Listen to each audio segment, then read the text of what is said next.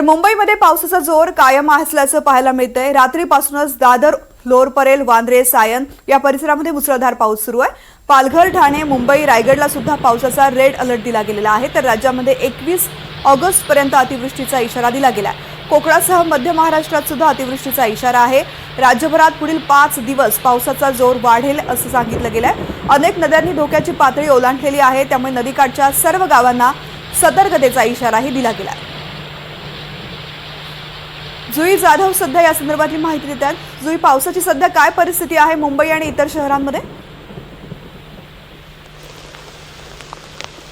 तृप्ती, काल मुंबईला red alert देण्यात आला होता आणि आज देखील मुंबईला ऑरेंज अलर्ट देण्यात आला आहे। मात्र 16 ते 21 ऑगस्टपर्यंत हा पावसाचा जोर असाच कायम राहणार असल्याचा अंदाज हवामान विभागाने दाखवला आहे।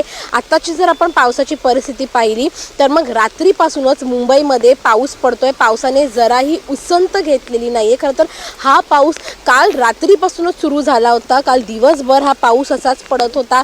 आज देखील लोकांना वाटलं होतं की पाऊस जरा शांत होईल, थोड्या थोड्या वेळाने पडेल, मात्र तसं झालं नाहीये। पाऊस रात्रीपासूनच मुसळधार पद्धतीने पडतोय। आता देखील सकाळी पाऊस पडतोय आणि जसं आपण काल पाहिलं की ठिकठिकाणी असाच पाऊस पडत असल्यामुळे सकल भागांमध्ये पाणी साचलं होतं।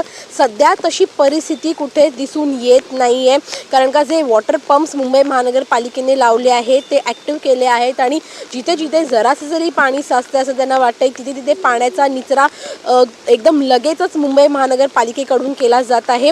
त्यामुळे निश्चितच हा जोर पावसाचा आज देखील दिवसभर असाच कायम राहणार आहे। केवळ मुंबई नाही तर ठाणे, रायगड या जिल्ह्यांना देखील अलर्ट दिला आहे पावसासाठी। खरं तर ऑगस्टचे पहिले 2 आठवडे एकदम कमी दबावाचा पाऊस पडला होता, तसा अंदाज देखील हवामान विभागाने दर्शवला होता। मात्र ऑगस्टचे जे शेवटचे आठवडे आहेत आणि सप्टेंबरचा सुरुवातीचा आठवडा, या आठवड्यांमध्ये पाऊस असा जोरदार पडणार आहे आणि मुंबईकरांना खरं तर उकाड्यापासून त्रास सहन करावा लागत होता। उकाड्याचा तो दिलासा आता मुंबईकरांना या पावसामुळे मिळत आहे। तृप्ती, निश्चित जुई, अपडेट्स घेत राहू। पावसाचा जोर आहे त्यामुळे तू सुद्धा सुरक्षित राहा, काळजी घेऊन राहा।